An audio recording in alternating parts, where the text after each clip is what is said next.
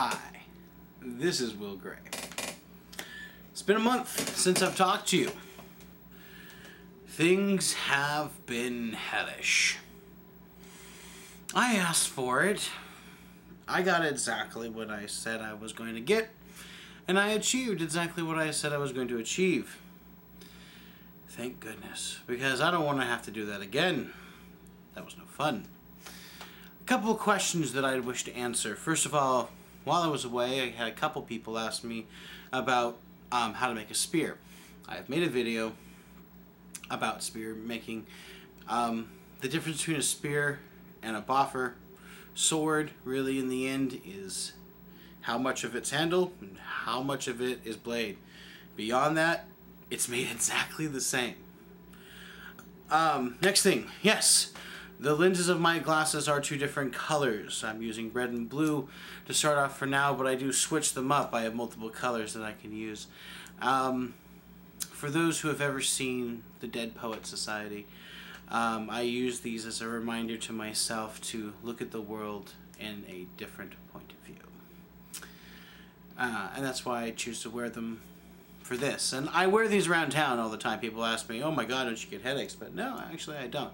It was weird for the first couple days, but interestingly enough, there was an experiment done with some astronauts trying to figure out what's going to happen when, you're living in 0G, because when you live in 0G, there is no such thing as down anymore.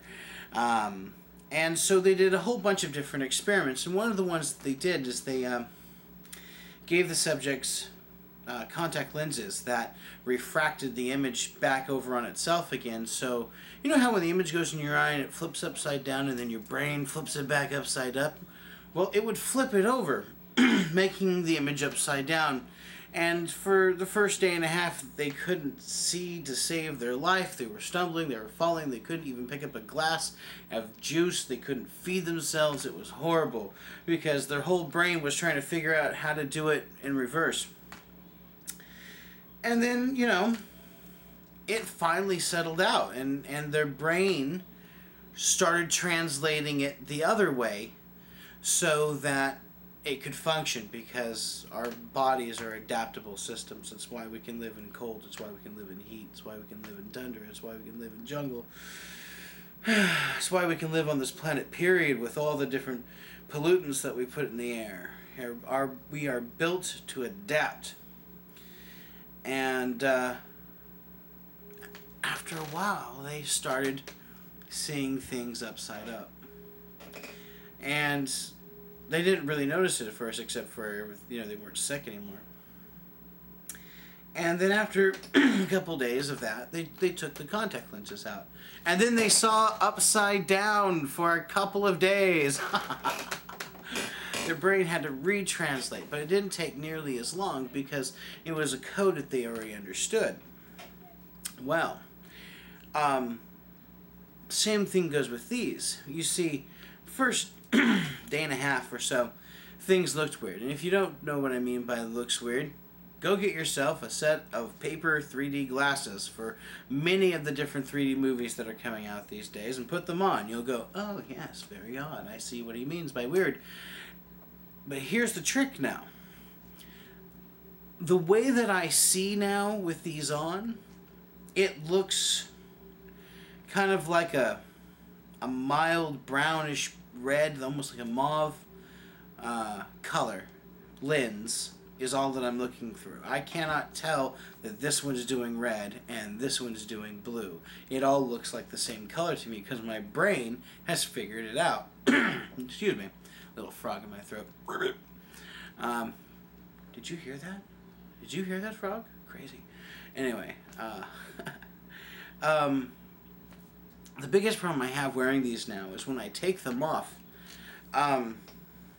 just for a second my eyes need to readjust. And the reason why is because the red lens is actually darker than the blue lens when it's letting in light. And so this pupil's big and this pupil's little. And when you take them off, it goes, okay, we're good. And it resettles. And that's kind of tricky on my head. So, yeah, these are 3D glasses that I'm wearing. As well, this necklace that I wear. And it's something I wear with all my characters. My bad guy characters I'm doing for Dan Bowen. My good guy characters, I always wear this. And it's a penny. It's an Indian head penny.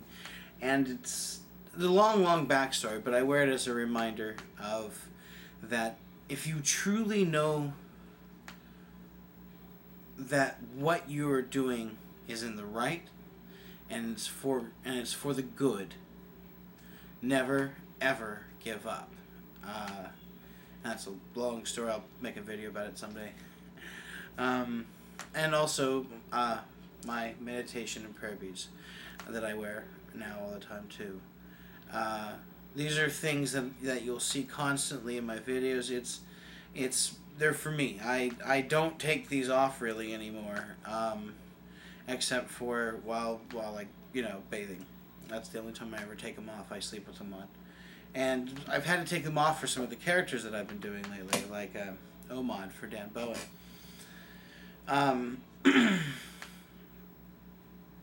Playing Omod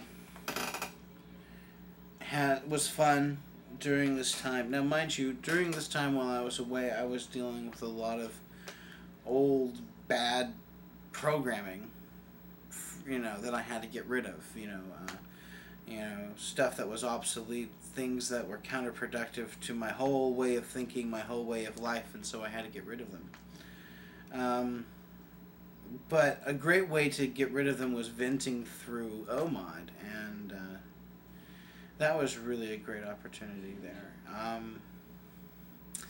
Our new collaboration that we were doing with Dan Bowen and me, we've been collaborating together for a long time, but his storyline, jumping into my world and bringing forth Omod to Nightbringer, has been a lot of fun to build, a lot of fun to make. We've been doing it in conjunction, brainstorming off of each other during choreography. Oh, wait, how about, let's try this, and I'm glad that it's been taken in so well.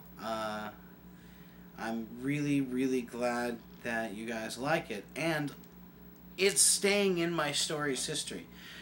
Obviously, because it's the beginning of Nightbringer, his story takes place in the very beginning of my world.